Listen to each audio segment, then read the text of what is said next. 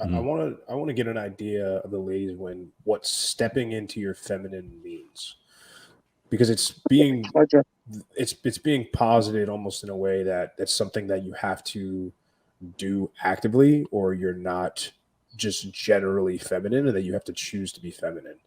I'm looking for a little more clarity on that. What you all mean by stepping into your femininity?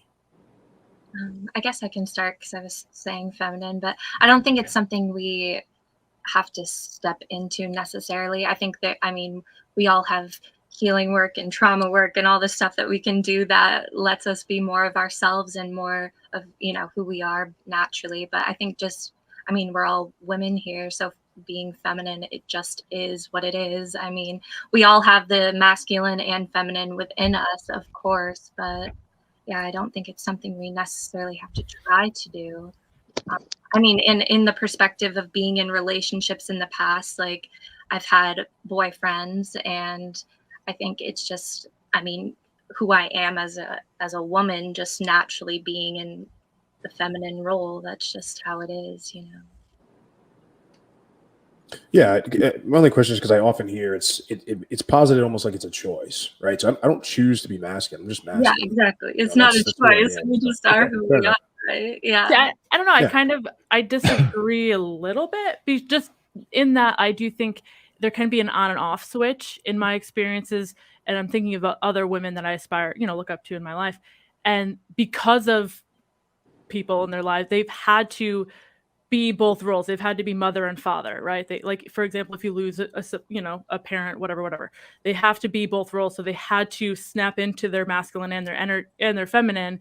And then the perfect example is when I can literally feel it when I'm around someone who allows me that space to what I call step into my femininity. Sometimes it is like natural, like I'm naturally wanting to take care of them. I'm naturally wanting to nurture and kind of nest in those little attributes. It is a little bit natural, but then there is also a level of I have to click where I'm like, oh, I can trust this man. He is the head. He is someone it's really to be able to have a woman fully be submissive. And I think it's the most beautiful thing in the flippin' world if you deserve that, if a man deserves that, because that means that woman trusts you so innately in her soul.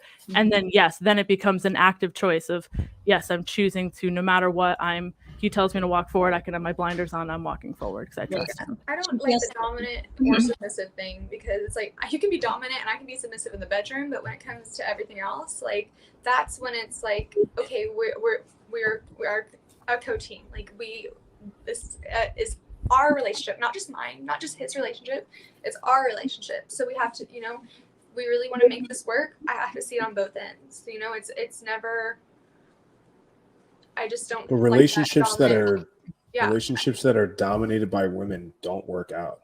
Yeah, Oftentimes. I'm not saying I dominate. Again, like I don't like using those terms outside the bedroom, but I'm saying like in a marriage or in a relationship, there should outside the bedroom there shouldn't be any like use of the word of dominant or submissive. Like I want to do this because I love you. That's not being submissive. That's just showing your love for them, and then they should do the same. I really hope you guys enjoyed that clip. If you want to watch the full-length podcast, you can find that over here, that clip's from. If you're newer to the channel, make sure you hit subscribe over here, and pin down below in the top comment, you'll find a bunch of useful links to my website, my supplement line, books, and a bunch of other stuff. Have an amazing day. Peace out.